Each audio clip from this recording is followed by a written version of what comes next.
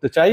মুস্তাফিজুর রহমানের যে ট্যাগলাইনটা দেখছেন আপনারা, যে আপকামিং আইপিএল এ তিনি কোন দলে খেলবেন এবং সেখানটায় কলকাতা নাইট রাইডার্সকে নিয়ে হুট করে কেন আলোচনা করা হচ্ছে, স্পেসিফিক ভাবে কলকাতা নাইট রাইডার্স বা বাংলাদেশের মানুষের সবচেয়ে কাছের দল, সবচেয়ে কাছের রাজ্য পশ্চিমবঙ্গের যে দলটা, রাজধানী কলকাতা, সেই কলকাতা নাইট রাইডার্স বাংলাদেশের মানুষের সবচেয়ে প্রিয় অভিনেতাদের একজন, তাদের লাইফ টাইম শাহরুখ খানের যে দল, সেই দলে মুস্তাফিজুর রহমানের খেলার প্রবল সম্ভাবনা রয়েছে।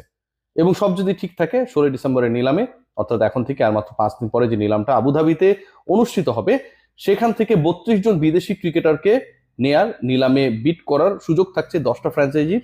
এবং সেই 32 জন ক্রিকেটারের মধ্যে বাংলাদেশের যেই সুযোগটা রয়েছে পিকড হবার ক্ষেত্রে মুস্তাফিজুর রহমান সবচেয়ে বেশি এগিয়ে, এবং তার ক্ষেত্রে Kolkata night Riders is going to B the probable franchise. এই আলোচনাটা আমি কেন করছি, যৌক্তিক কারণে করছি, এবং সেই যুক্তিগুলো আপনাদের সাথে বলতে চাই। আমি যদি আপনাদের সাথে শেয়ার করি, খুব ইন্টারেস্টিং পার্ট যেটা, যে আপকামিং যে নিলামটা রয়েছে সেই নিলামে কলকাতা নাইট রাইডার্স দে আর আ টিম, যেই দলটার আসলে অপরচুনিটি রয়েছে, আমার কাছে যে তথ্য রয়েছে সেই তথ্যের ভিত্তিতে আমি যদি বলি, তাতে সর্বোচ্চ 5জন বিদেশি ক্রিকেটারকে তারা দলভুক্ত করতে পারবে, 6 জন বিদেশি ইনফ্যাক্ট। কলকাতা নাইট রাইডার্স এর হাতে রয়েছে প্রায় 65 কোটি রুপি, এবং এই 65 কোটি রুপিতে কলকাতা নাইট রাইডার্সকে কিনতে হবে 13 ক্রিকেটার, 13 জন ক্রিকেটার কলকাতা নাইট রাইডার্সকে কিনতে হবে। এবং এই 64.30 কোটি রুপির মধ্যে 13 ক্রিকেটারের মধ্যে 50% তাদেরকে বিদেশি কোটার ক্রিকেটার কিনে সেটা ফিল আপ করতে হবে। আপনার 31 জন বা 32 জন বিদেশি ক্রিকেটারকে দলগুলো কিনবে, তার 6টাই কিনতে হবে কলকাতা নাইট রাইডার্সকে।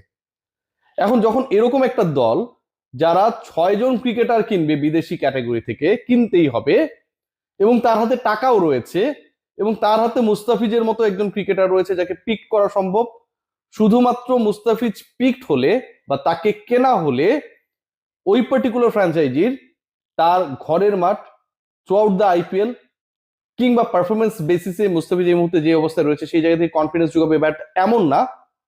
এর বাইরেও একটা বিশাল ফ্যান বেস কলকাতা কেন্দ্রিক হয়ে যাবে, বাংলাদেশের প্রায় একটা বড় অংশ দেশে বিদেশে।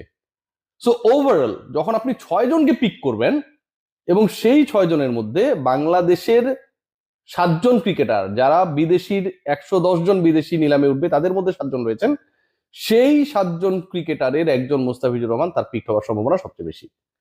কয়েকটা কারণ রয়েছে আপনারা জানেন। প্রথমত, যেটা কলকাতাকে এমন না যে 1-2টা ক্রিকেটারই নিতে পারবে, তারা নিতে পারবে 6 ক্রিকেটার। এমন না ক্রিকেটার তাদের এই 6 ক্রিকেটার নেয়ার জন্য হাতে রয়েছে 15 কোটি 20 কোটি রুপি, তাও না, সবচেয়ে বেশি বাজেট রয়েছে তাদের হাতে। সো এটা একটা কারণ। দ্বিতীয় কারণটা খুবই ইন্টারেস্টিং। মুস্তাফিজের আইএল টি20 পারফরমেন্স যদি আপনারা দেখেন, সেখানে যে পারফরমেন্স করছেন, এবং এই টুর্নামেন্টে অনেকগুলো ফ্র্যাঞ্চাইজির মালিকানার সাথে কিন্তু ভারতীয়রা জড়িত। আইপিএল ফ্র্যাঞ্চাইজিগুলোর সাথে যারা জড়িত কোওনার হিসেবে কাজ করে, তারা কিন্তু আইএল টি20 দলগুলোরও কোওনার। ওইখানটায় মুস্তাফিজের সবশেষ পারফরমেন্স যদি আমরা বলি, যে অসাধারণ খেলেছেন,